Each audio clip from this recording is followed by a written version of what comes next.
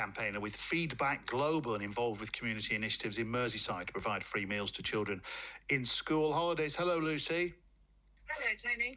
Hi, I've got a lot to discuss. Can you, just from your own experience, though, we heard Keir Starmer reading out what he said was government advice on what should be in a parcel for 5 days for a child. From your experience, what should be in a parcel for 5 days? What is satisfactory to keep a child from going hungry?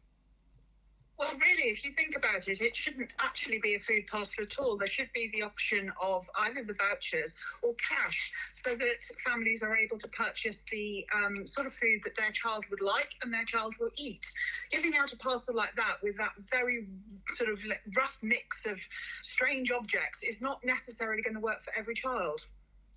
The Education Secretary today, Gavin Williamson, vouchers were used at the start of lockdown, and he said that they will be available for next week. So is that going to be a complete solution, do you think?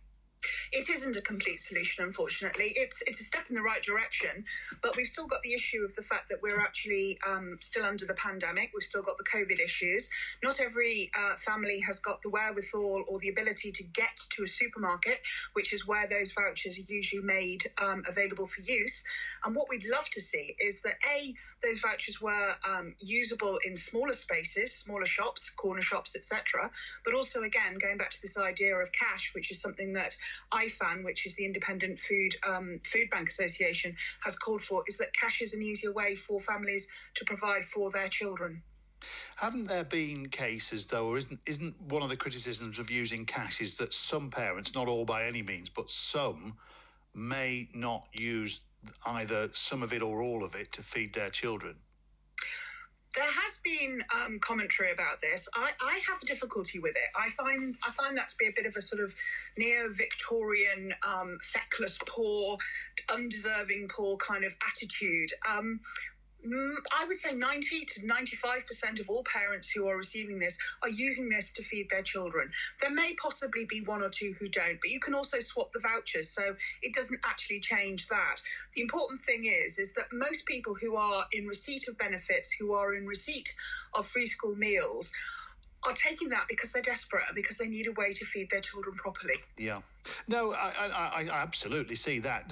And the other issue about vouchers, and believe you me, I'm not trying to defend these food parcels at all. I'm just trying to look at the methodology behind them and some of the initiatives that led to them.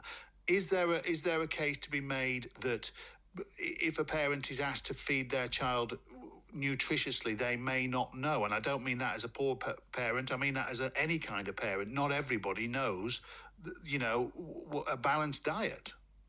Well, yes, but I think that's true, as you say, of anybody doesn't know what a balanced diet is.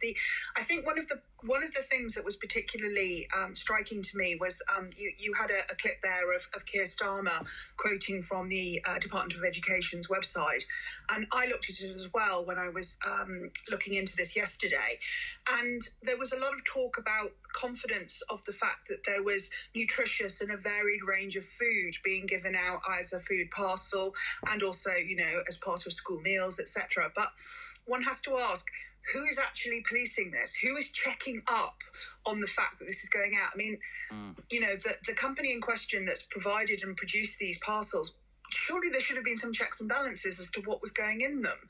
Indeed. Was there no one to oversee it?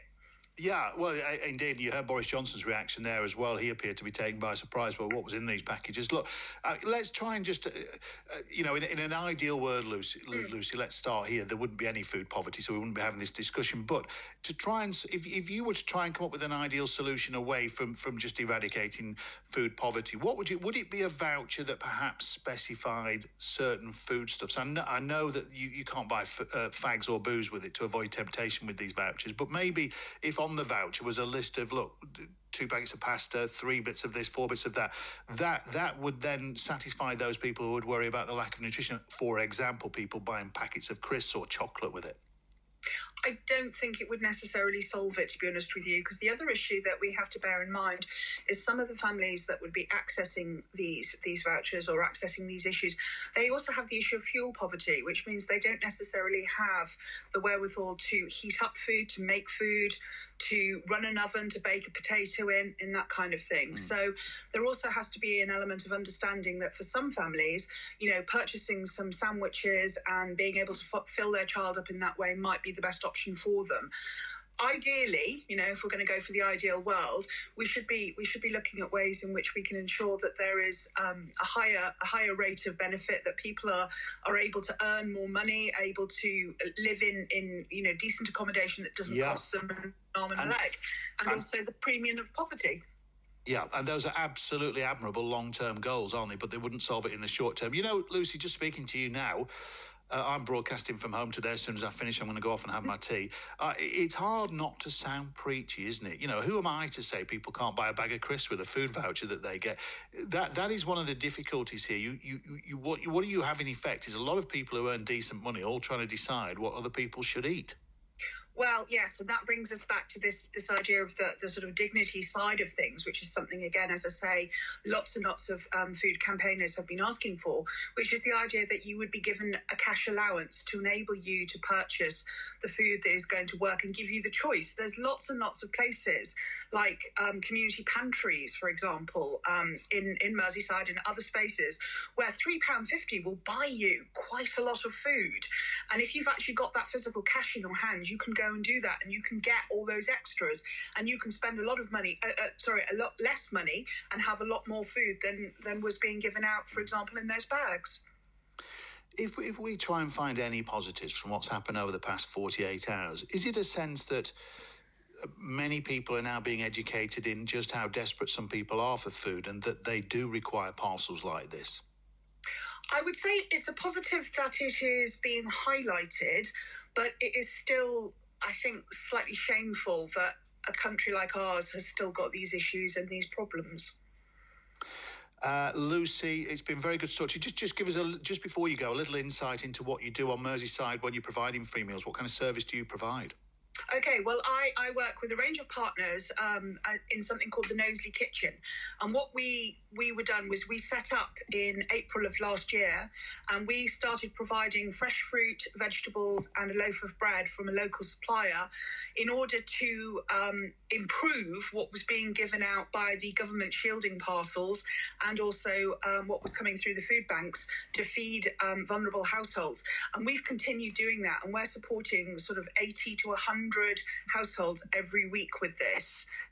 And it's that classic thing of, if you make fresh food available to people, they will use it, they will eat it, they will learn how to cook with it. Lucy, a pleasure talking to you. Thanks for your time.